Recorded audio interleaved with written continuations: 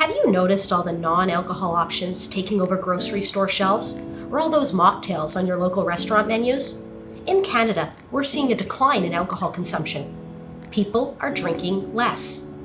It feels like more people than ever are exploring an alcohol-free lifestyle. If you're thinking about reducing or stopping completely, clearly you're not alone.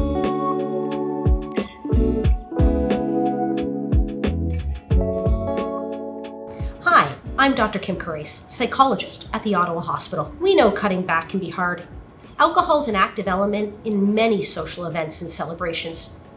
For many people, it's a go-to for stress relief, or just a habit that's become part of our daily life. But since the pandemic, 1 in 4 healthcare workers reports drinking more alcohol. A 2024 study also found a clear link between higher stress levels and higher alcohol use. At the same time, we've learned through Canada's guidance on alcohol and health that any amount of alcohol, even small amounts, can still have an impact on our health. Any reduction in the amount we drink can help improve our health. If you've ever thought to yourself, I really want to cut back on my drinking, or even that you want to stop drinking alcohol entirely, here's 5 things you can do to help. Before you change your alcohol use, it really helps to try to understand it first. For many people, alcohol can serve different roles in our lives.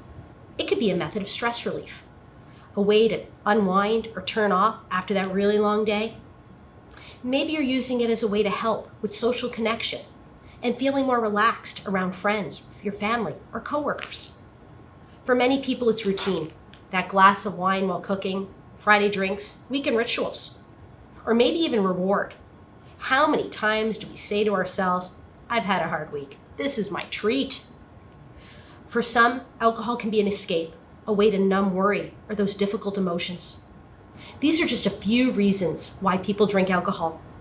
Yours might be different, so it's worth taking some time to think on it. It's really important to do, because when you understand what alcohol is doing for you, how it fits into your life, it becomes easier to find those healthier alternatives. Now that you've taken some time to think about why you consume alcohol, let's explore a few reasons why you might want to cut back or even cut ties with alcohol altogether. Let's quickly talk about the risks without fear-mongering, just the facts to help us reset the narrative we all grew up with. For years, we heard that moderate drinking was harmless, even healthy. But newer research gives us a clearer picture. Even small amounts of alcohol increases the risk of certain cancers, such as breast and colorectal cancer. We know alcohol affects our heart health, increasing blood pressure and the risk of arrhythmias, which are problems with the rate or rhythm of your heart rate. It disrupts your sleep. Even if it does help you initially fall asleep, it can cause more frequent awakenings and lead to less restorative rest. And it's strongly connected to mood changes, including anxiety and low energy. A good way to think about it is that the risks are really associated on a continuum with alcohol. The more you drink, the greater your risks. Now, you don't need to memorize all these stats. The point is, knowing the real risks helps reinforce your real reasons for wanting change. Now, here's the fun part. Try to picture the benefits of what this lifestyle change may mean for you. Many people reduce their drinking because they want better and deeper sleep, more presence with their family and friends, improved fitness and recovery, more energy, clearer thinking, financial breathing room, and more mindful eating. You may not know, but alcohol can increase appetite and lower inhibition. These benefits can add up quickly, often within days or weeks. So make yourself a list. Paint that picture of your future state and what your life could look like if you were to make this change, and try not to lose sight of it. Now that we've done the inside work to understand our relationship with alcohol and our reasons for wanting to cut back, it's time to get practical. Because willpower isn't the tool here. Planning is. Here's a few helpful approaches to building your plan. Try to set a weekly limit that feels realistic for you. Every skipped drink lowers your health risks. Try to choose alcohol-free days or even an alcohol-free week to reset. Avoid more than 2 drinks in a day. When you drink, drink slowly. Alternate with water and eat before or while you're drinking. Know your low or no alcohol options ahead of time. Having a go-to alternative reduces impulsive choices. Use tools like the Standard Drink Guide or the No Alcohol Calculator to understand how alcohol affects your health, your wallet, and even your calories. Having a plan helps you make intentional choices rather than automatic ones. Let's talk about practicing saying no, kindly and confidently.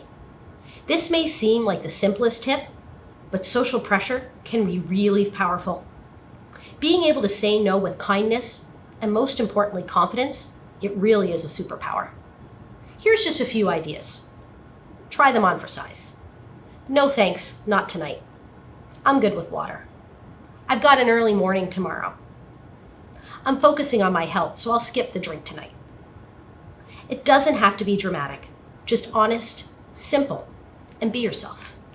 Changing your relationship with alcohol isn't about perfection. It's about intention. Every step you take, every drink you reduce or cut back, moves you closer to more energy, better sleep, and a healthier you. If this is something you don't think you can do alone, that's okay. Reach out for help. Talk to a loved one, your family doctor, or check out these resources we've linked in the description. You're right, alcohol is ubiquitous in society and tough to get away from. But just remember that if it's something you're considering reducing or changing, you're in good company. There's lots of other people out there just like you, and I really hope these tips today helped. Thanks for watching.